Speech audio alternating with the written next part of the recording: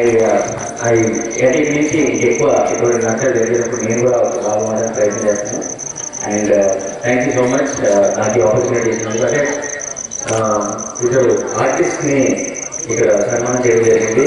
And నాకు అంత వయసు లేదు, అంత అర్హత కూడా లేదు. బట్ నాకు అవకాశం ఇచ్చినందుకు కళావారికి అందరికీ కూడా స్పెషల్ థ్యాంక్స్. అండ్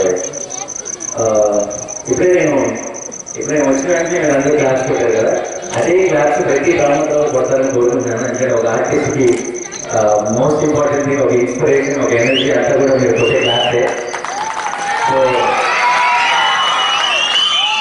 ఇంత కష్టపడి మీరు ఇంత కూడా వచ్చి రాత్రి కూడా ఇక్కడ కూర్చొని ఒక ఈ చదువు ఇక్కడ నాటకం ఎంకరేజ్ చేస్తున్నారు. బట్ మీరు ఎంకరేజ్ చేస్తున్నారు, మీరు ఎంజాయ్ చేస్తున్నారు. అది మీకు మాత్రమే తెలుసు, మీకు మాత్రం తెలిస్తే సరిపోదు. ఇక్కడ పర్ఫామ్ చేసిన ఆర్టిస్ట్ కూడా తెలియాలి. సో మీకు నచ్చిన ప్రతి ఒక చిన్న సీన్ నచ్చిన, ఒక డైలాగ్ నచ్చిన ఇమీడియట్గా క్లాప్స్ కొట్టి వాళ్ళని ఎంకరేజ్ చేయాలని కోరుతున్నాను. Thank you so much. నేను కూడా ప్రదర్శిస్తున్నాను, నా మాట నాకే ఓడిపోతాను. అది గురించి నేను ఎక్కువ వదలు అలాంటి రైటర్స్ కాదు. నేను ఆర్టిస్టే. అందుకని మీ భావాలు, మీ ప్రార్థనలు మాకు తెలుసు. ఎప్పుడు నటిస్తుంటావా అని ఉంటుంది మీకు. మొన్న ఇలాంటి వాళ్ళు సన్మానం చేసి చాలు అని కప్పినవాడు కప్పించుకోవడం ధర్మం చేసుకుంటూనే ఉండాలని చెప్పి